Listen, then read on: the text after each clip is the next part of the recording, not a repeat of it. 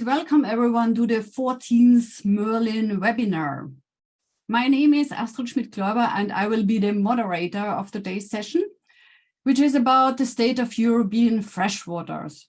It's my pleasure to welcome Paulo Branco from the Forest Research Center of the University of Lisbon. Paulo is a biologist by training with focus on fish ecology. He leads an innovative and very active research group dealing with, amongst others, river networks, connectivity, eco-hydraulics, and fishways. And today he will introduce his European-wide work using river restoration units. And he will present MERLIN results about the state and the vision for freshwater habitats in Europe. May I please remind you that you mute your microphones. And if you should have any questions, please type them into the chat and we will address them afterwards in the question and answer session. And with that, I already give the floor to Paulo. Paulo, please.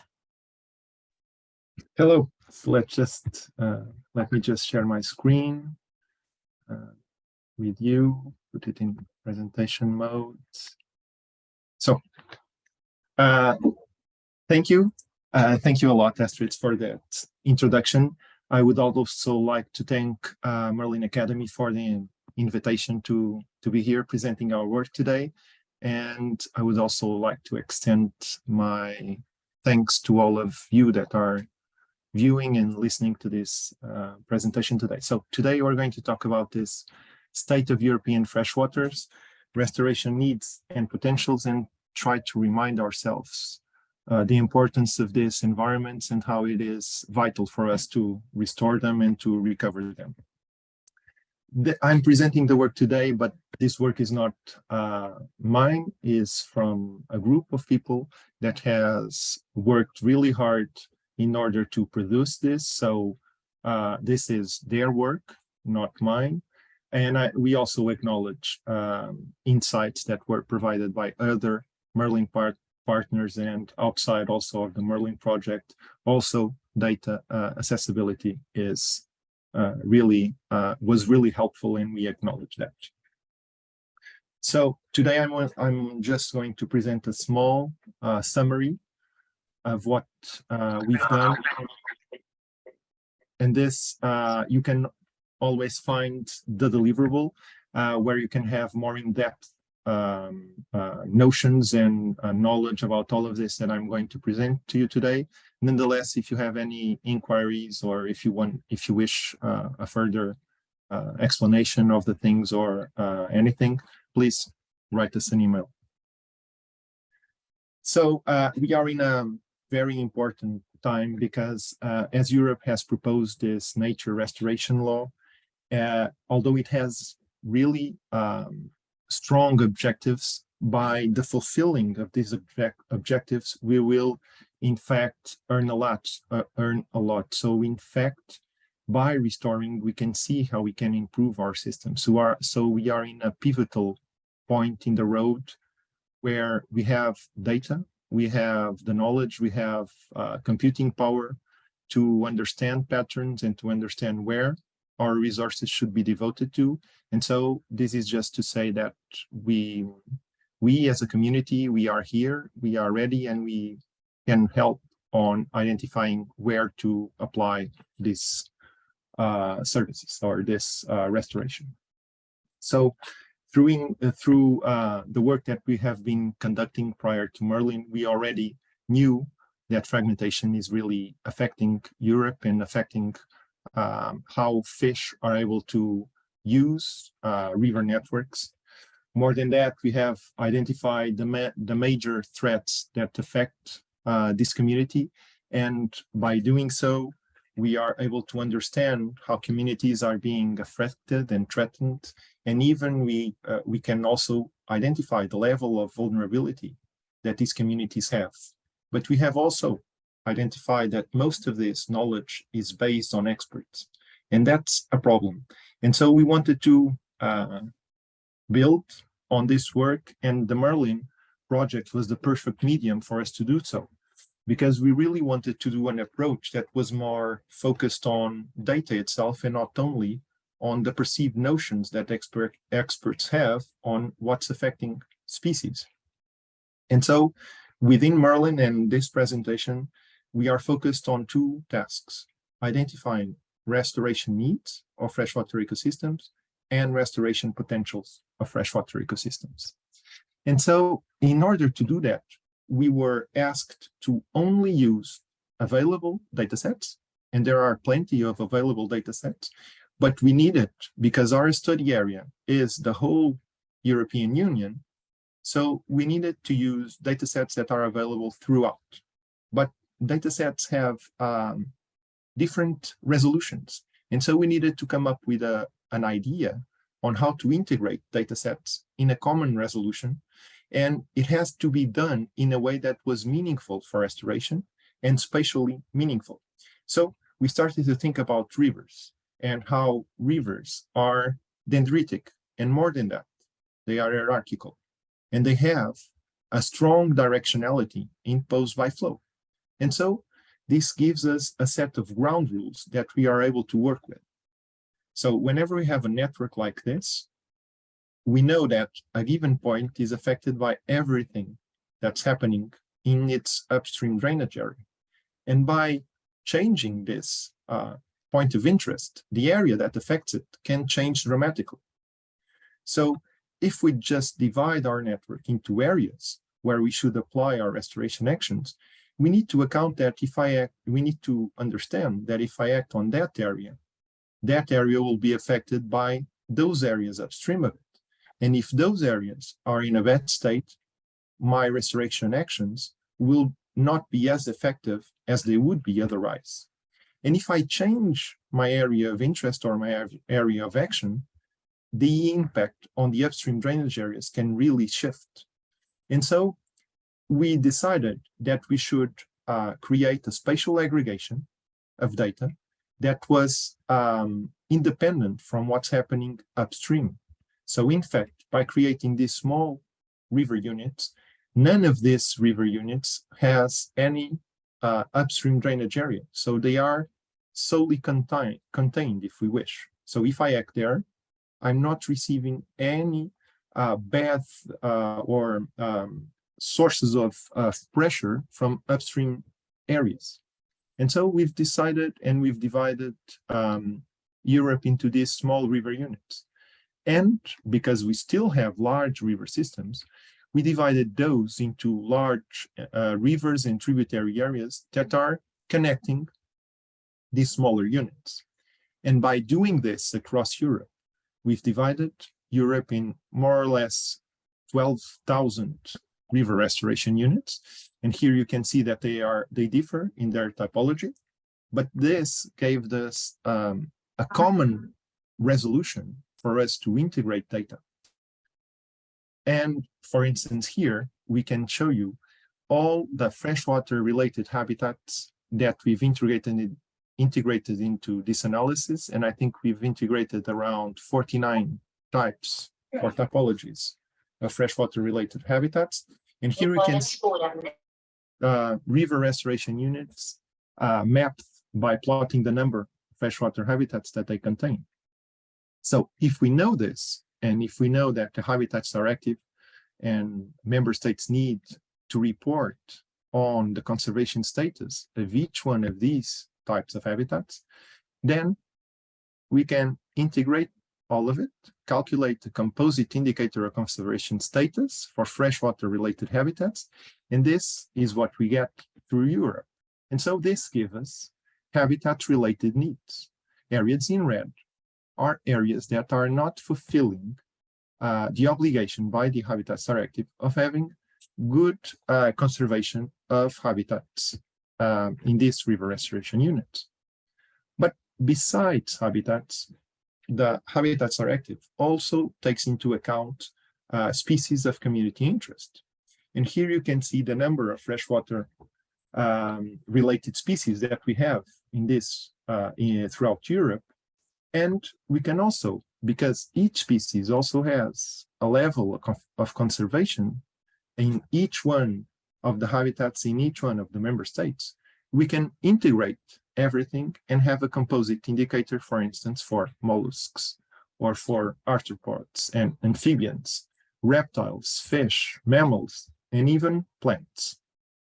So if we have all this information for all of these groups, we can go a step further and do an integration of all the conservation status of all the species that are present in a given river restoration unit. And this would give us a species-related need, so areas in Europe that are not fulfilling the goals of the Habitat Directive according to the conservation of the species. So if we have freshwater-related, so habitat-related needs and species-related needs, we can try and classify all our river restoration units according to both of these needs. And so we can have areas that have very low conservation status, either for species or for habitats, or areas that have really good and favorable conservation status for habitats and for species, and everything in between. So this allows us to map an integration of these two things, and this gives us the Habitats Directive needs. And this is really relevant, but in Europe, we also have another really strong directive, the Water Framework Directive, that really defines how a site, a system, a water body is in terms of its overall quality. And so we wanted to integrate this directive also. And here you can see when we used data from a paper from Vigiac from 2021, where we look at the probability of failing the good ecological status. And that's the goal of the WFD. And so if we have high probability of failing the good objective, that means that we are not attaining or we are not complying with WFD. And so because of this, we can also integrate all the information of all the river segments within a river restoration unit, and we can understand if that unit is fulfilling or not WFD. And this will give us the WFD needs in terms of restoration, because the red areas are failing to achieve the good ecological status. So we have needs coming from the Habitats Directive, integrating species and habitats, and we have the needs coming from the WFD, the Water Framework Directive. And so, again, we can reclassify our units according to both of these directives. And so where we are abiding, for instance, WFD, and we have very low Habitats Directive integrated conservation status, there we can see that that's a strong need in terms of restoration. On the other hand, when we have favorable biodiversity and habitat data in terms of conservation status according to the Habitats Directive, and we are abiding to the WFD goals of good ecological status, then we can see that that's no need for conservation. And so by doing so, we can map everything based on our river restoration units, and together this will give us all of our restoration needs.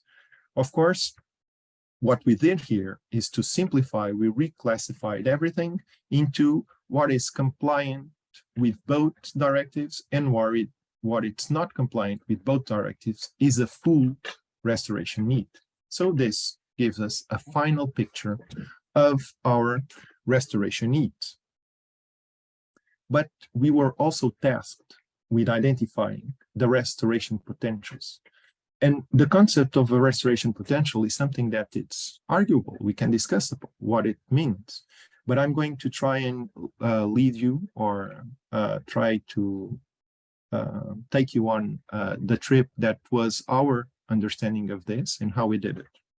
And so in order to identify restoration potentials, we first looked at ecosystem services, and ecosystem services that are related with freshwater and that can be improved by restoration. And so we selected a few. We selected crop pollination potential, water purification demand. We also looked at flood control unmet demands, and soil retention, unmet demand in floodplains, and also soil organic carbon. And so what we did is we did a multi-criteria decision analysis to integrate all this information about these 5 ecosystem services into river restoration units. And we calculated an ecosystem service assessment indicator, meaning that if you have high values, it means that you either have very low ecosystem service presence or you have a high demand of that ecosystem service. And so that's how we looked at this and how we integrated this. And this gives us a restoration potential of co-benefit. So if we restore a given river restoration unit, we potentially have all of these co-benefits in terms of ecosystem services.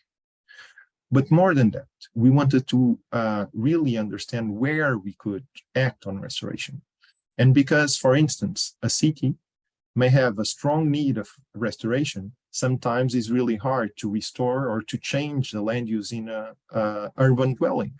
And so we wanted to identify restoration constraints. So places where we should act, but it's really hard or it's really tough for us to act. So we have constraints to our actions. And in order to get a proxy for these constraints, we use the human footprint index.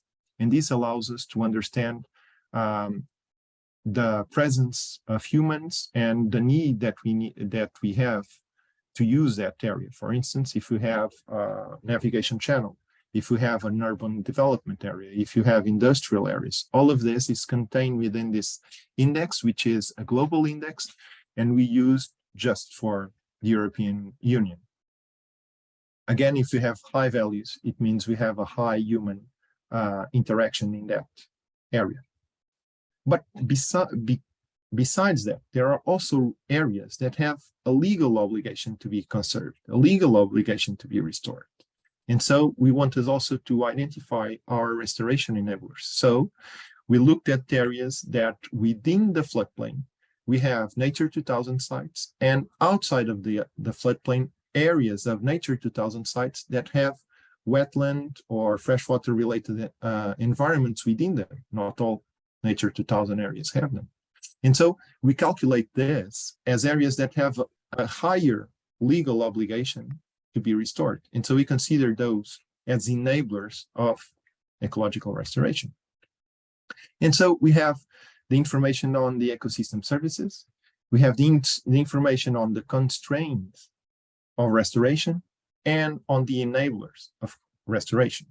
What we can do now is that we can classify each one of our 2 units in each one of these axes. And then we can join them, and we have an area that this occupies. According to the RTU, the area that I'm able to calculate differs. And so by doing that, what I now have is a continuous variable that gives me the potential of restoration. And so we call this restoration potential indicator.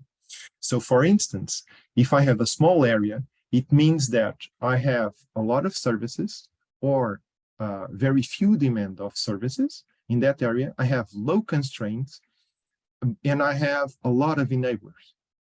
So it's one of the best candidates for restoration. If I have a large area, it means that I have very little. No, it's the other way around. Here I have very few ecosystem services and high demand. Here I have a lot of ecosystem services, so if I restore them, the potential gains is very little. But I have small constraints in terms of restoration, and I have very few enablers. And that makes it a larger area, meaning that I will have a least amount of potential co-benefits in restoring that area. So we have now a continuous variable that allows us to classify all of our river restoration units according to their restoration potential. And so this is the map. So the smaller the value of RPI, so restoration potential indicators, means that we have the highest potential for improving and for restoring the systems. And if we do so, we will attain the highest amount of co-benefits in that restoration. So now we have the needs in terms of restoration, and we have the potentials for the restoration. What we can do is integrate them. And so we can see, for instance, in areas that are not abiding either to the habitats or to the WFD, Water Framework Directive, if they are not abiding to any of them, we consider them a full need. And what you can see here is that according to the RPI, the restoration potential value, darker colors would mean that in each one of these categories, we will have a higher potential of restoration. And by doing so, we can map the combination of the needs and the potentials and identify where we should restore in order to get the most bang for our buck. But of course, this is just a way of representing the data structure and the data scheme that we've prepared. For instance, if we look here, we are only looking at areas that have partial needs, so that are not abiding either to habitats or to WFD, or areas that are full needs, which are not abiding to either of these directives, but we are only depicting the areas that have the first quartile in terms of potential of restoration. So these are the areas in need of restoration that once restored will yield the highest co-benefits. So as take-home messages, we can say that river restoration units prove themselves to be quite helpful into allowing us to have a common resolution, to integrate several data sources and to depict them in an ecological and restoration meaningful way. Restoration needs are almost constant throughout Europe, and this really highlights how important restoration needs, how important restoration is now and urgent, how it is urgent. Future climate change will in fact exacerbate this pattern that we have observed, because in areas that have that are scarce in water, we see that the needs for restoration are higher than in areas that we have high water availability. Remember that we are only looking at freshwater-related environments and habitats. And so future climate change may even exacerbate this difference, and the extremes may become further apart. There is a high number of large transversal barriers affecting Europe and European freshwaters, and this really affects all species that have a waterborne life cycle or part of life stage or part of that life cycle. And more than that, if we are fragmenting the system to a point where we act and we restore a portion of the river network, the co-benefits in the downstream direction will be strongly reduced by the fragmentation of these barriers. And so our restoration at the basin level will not be as effective. We can also see that highly urbanized, low ecosystem services areas with less freshwater encompassing Nature 2000 sites will have low potential for restoration. On the other hand, areas that are outside urbanized areas, not of high water scarcity, have a really high potential for restoration, co-benefits. So this is, again, just a summary of what we did. In the report, in the deliverable, you can find additional information. For instance, we have also compiled and provided information on pressures, on climate variables, all sorts of things that helped us work and help us gone through this goal of identifying restoration needs and potentials. And that's all I have to say to you today. And thank you a lot for your attention, and I'm open for questions. Thank you, Paulo, for this really very, very interesting webinar or a presentation. Yeah, showing us how urgent action is needed. Okay, we have two questions in the chat already. The first one is from David, and he wants to know whether there's a website or a portal where this information can be accessed by the public. So the deliverable is public, and what we have is that in every map that we've produced, we have a comprehensive table of metadata where we explain the data sources. There are a few cases where data is not public, that we were allowed access to the data just for this, but I would say that in 95% of the cases, data is publicly available. And so we've identified data sources for each map and the methodology that we took for each map. So every map has in the annexes, every map has a full comprehensive metadata table that allows everyone to replicate the work and identifies where the data is coming from. Yeah, but I could imagine it would really form a nice portal where you can zoom into the maps. Is something like this planned?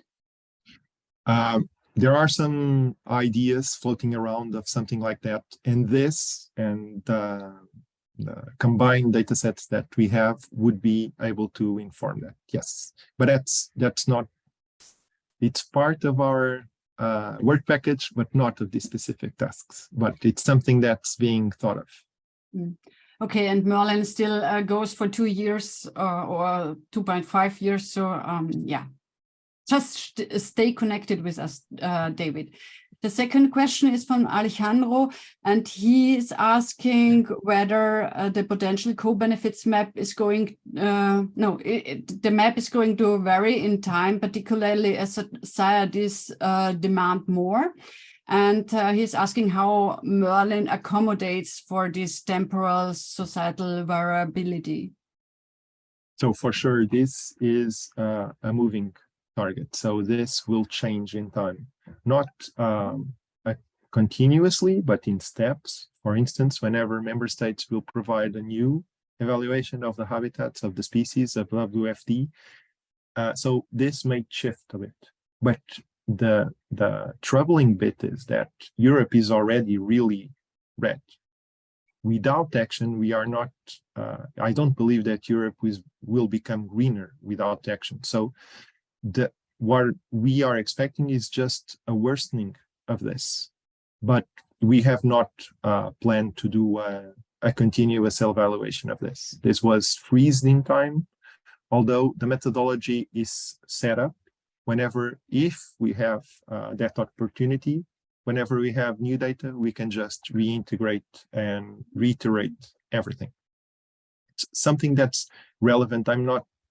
Maybe I'm not completely explaining the full potential of this. For instance, if I have an area in need of restoration and I have high potential for restoration, through this and through the integration of all this data that we did and all of this evaluation, I can really identify, okay, so I have a need, and this need is pushed strongly, for instance, by species of the Habitats Directive, particularly species of this group, and within this group, particularly of those species. So we can zoom in and really understand what our action should be. I should target this group of species and these 3 types of ecosystems, of freshwater-related ecosystems. And so that's really hard for us to depict on a map at the European scale. But in particular case, we just can detail, and because all the RTUs are characterized for all of this information, the river restoration units have all this information, we can really pinpoint what is happening and affecting this river restoration unit. Although there are a lot of river restoration units that are affected by a lot of things that are not going well. And so we can also say that in this particular area, everything is failing. WFD is failing, habitat is failing, species are failing. And so it's, but I just wanted to say that this data structure allows you more resolution in your answers, the ones that we can show at the European level map. Okay, thanks for this comprehensive insights. Anne-Luke is asking, how does the modeled outputs match with the reported data from EU countries for the Habitat Directive at the Article 17 and Water Framework Directive Article 18? So the data for the Habitats Directive, Article 17, we use the data. So it's not modeled data, it's actual data. For the WFD, because there were a lot of gaps in the data, and if you ran through and understand the degree of confidence and quality of the data, we have, there was large portions of Europe that were outside of that.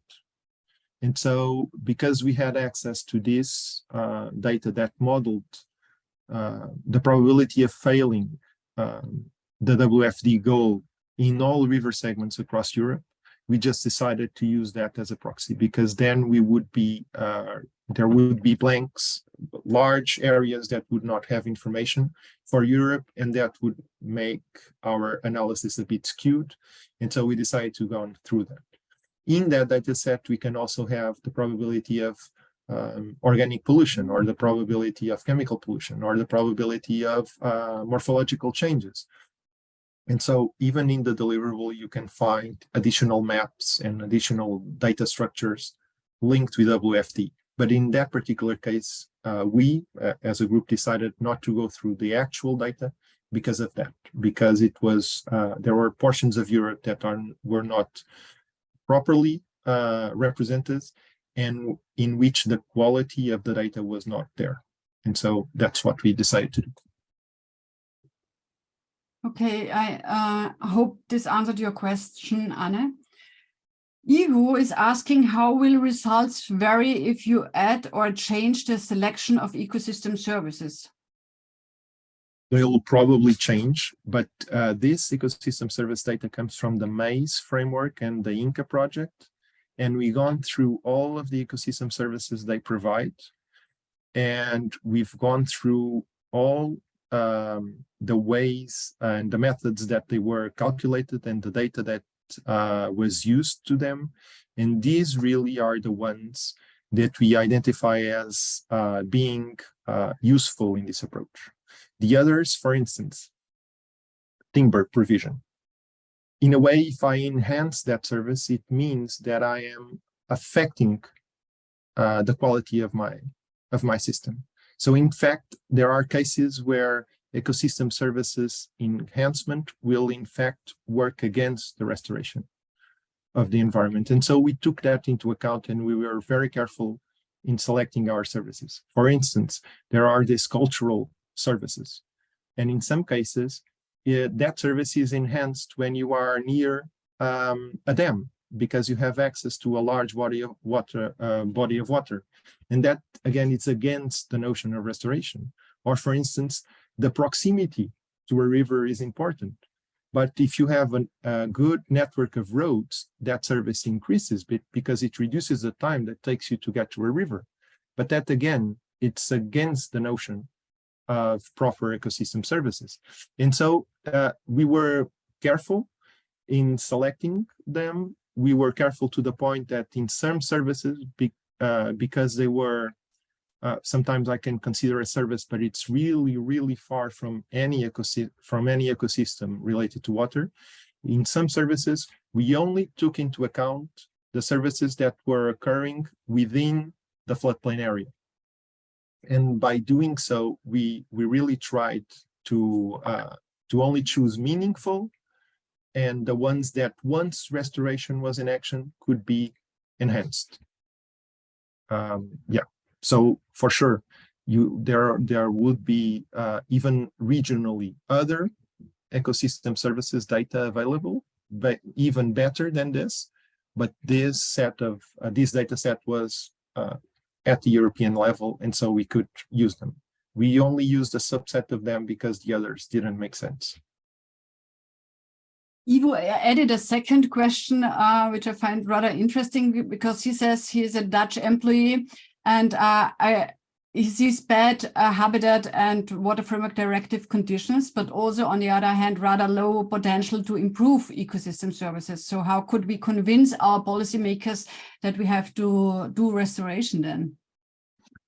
So there's one thing. This is a way, it's not really a way of prioritizing actions, but it's just a way of us identifying how the areas in need, which one of those can yield the better result of restoration in terms of ecosystem services, and where we don't have a lot of constraints.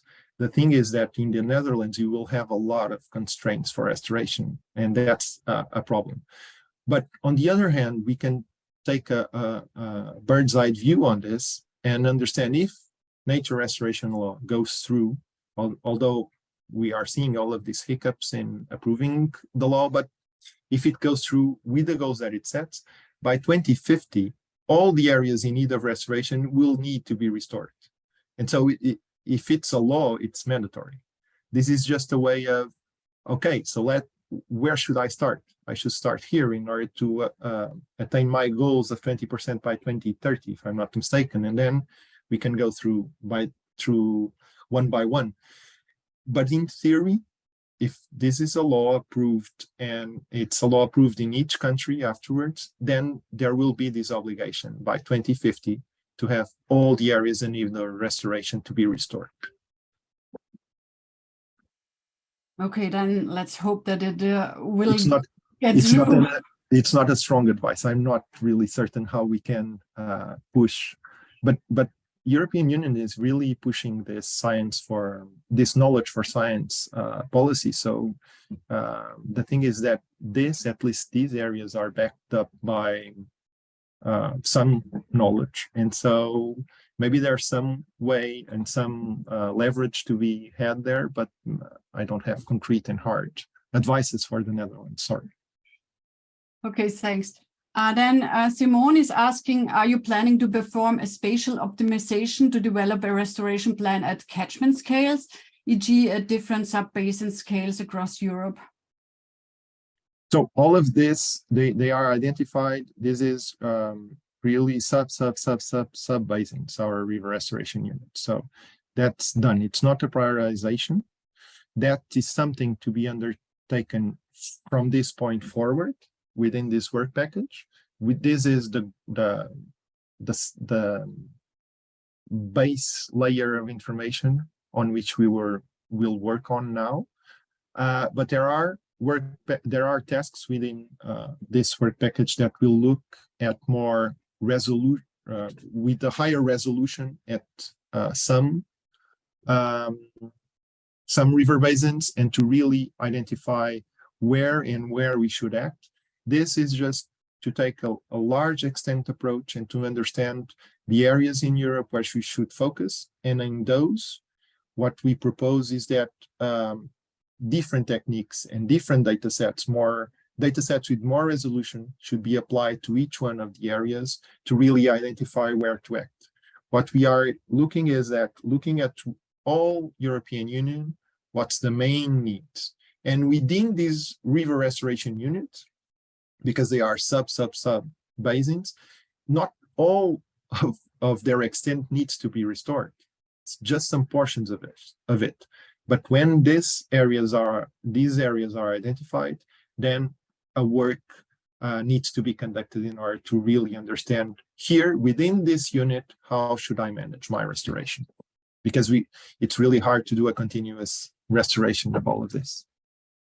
Yeah, actually, Josh has another idea how to prioritize restoration areas. He is asking whether you have considered to stratify restoration as well as ecosystem services by each of Europe's biophysical ecological regions. This could allow the EU or member states to identify some of each to restore or improve whole ecological systems. Yeah, that's a way to do that. Again, the thing is how we spatially aggregate things, because in that there might be parts of river basins that fall in two different areas, and how we manage that. So it's just this is the tricky bit of all of this, is to spatially do a thing that's homogeneous. And so to have really straight up and straightforward rules in order to be able to do that, because then I would be stratifying part of my river network of the same river basin. I would be stratifying it in two different strata, and that's probably not the way to do that. But there is merit in that idea. It's just that then we have to solve spatial issues. But yeah, that's part of the fun. But does the deliverable or a publication that will probably follow take into account or include some recommendations, kind of where to start if everything is red? That's one of the things we are working on. For instance, the last map I showed, I was just showing a subset of river restoration units. And because we can also identify what's really affecting that, we can also work towards specific actions that are going to affect each one of these things that are contributing for us not achieving the goals of both directives. And by doing so, we can have a set of recommendations. But that's a whole portion of work that's to be started now.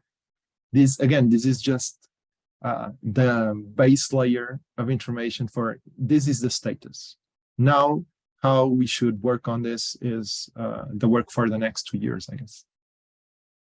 Okay, cool. I don't have any more questions in the chat. So if anyone still wants to ask something, please raise your hands and we will take you live.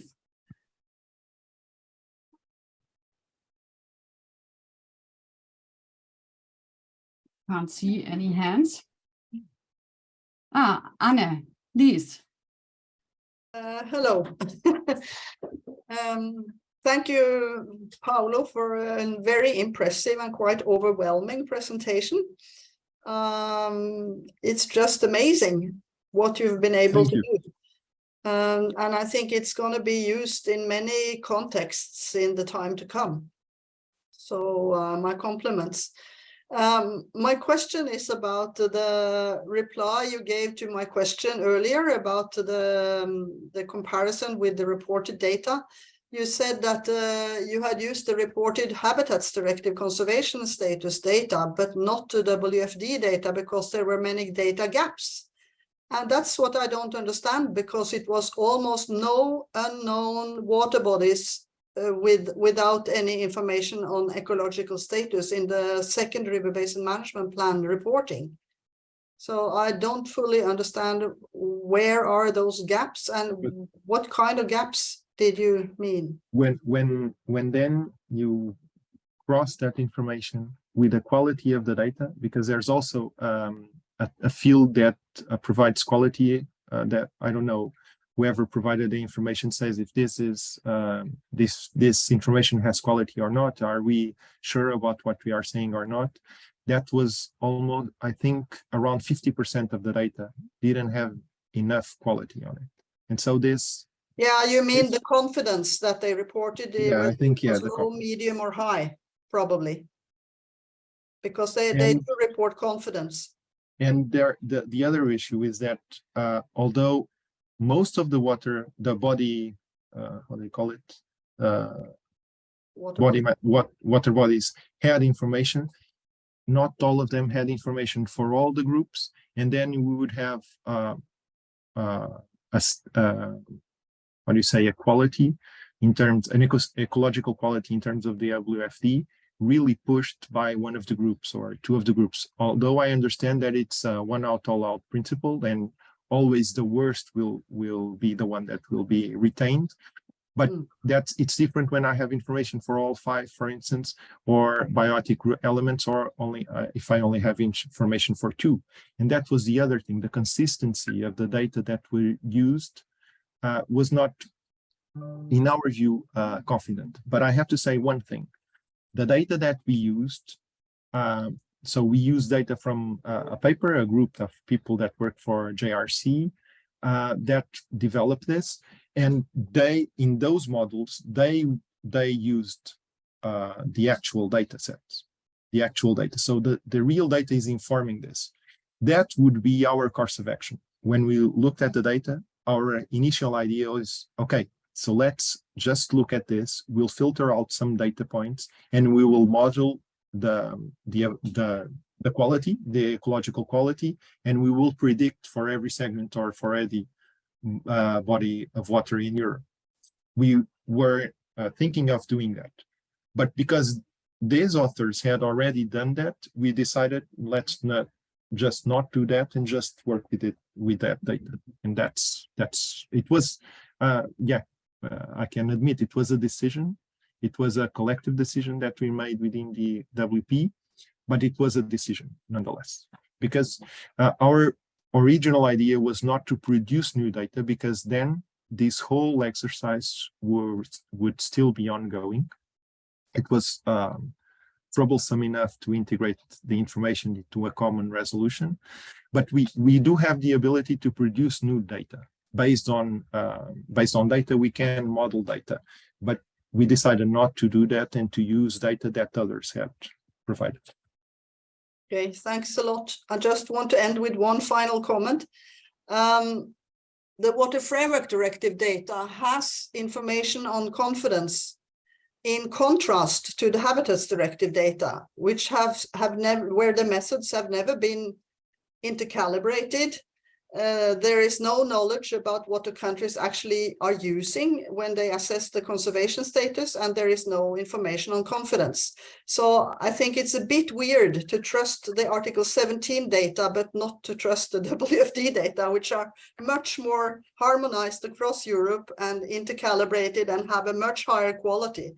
So I think maybe you need to consider that and maybe try to do it in the other way around, just to see what you will get if you get a major change there. Yeah, I understand that. I really understand that. But to do that, we just would need to filter the data of the Habitats Directive and then predict what it is. But still, although understanding that each reporting of each member state might differ slightly or a lot, it's even, for instance, in other studies we have used, for instance, the conservation status of the IUCN, which is the International Unit for Conservation of Nature. And we also consider using some of that for this, but then the resolution of the data is lost because, for instance, a given species that's widespread across Europe will have across Europe at the European level the same conservation status. And so all of its distribution area will have the same status. And with the Habitats Directive data, at least by member state and within member states by region, you'll have differences. And so, but yeah, we also saw in the data that there are not strange things, but things differ from member state to member state. Yeah. Okay. If you look closely to some maps, you can understand that. Thanks. Thanks for that explanation. Thank you, Anne. Thank you, Paulo. We have a last statement from Eva. She says that this series of maps show the need and the potential of restoration in Europe, a great argument in favor of the nature restoration law, and we should really make sure that this type of information reaches our governments. Yeah, I think this is a nice final words. I think maybe Eva and Paulo, we can talk about disseminating this within MERLIN and within the next few weeks or so, and then see how we really can make this happen. Yeah, for sure. And again, we are also open to any inquiries on the data or to any collaborations or to any questions that you may have that we can ask this set of data. Now we have devised this, and this is for MERLIN community, for European community to use. And this is, again, it's just the base layer, the base information, and now we can really start to work on these data sets. And this is the starting point for better things ahead. Okay, great. Then thanks again for this very interesting webinar. As there are no more questions, I would like to thank you all for attending. We will now have a 2-month summer break and be back in September with more interesting MERLIN results. And with that, I wish you a nice remaining afternoon and goodbye. Thanks a lot. Bye-bye. Thanks, bye.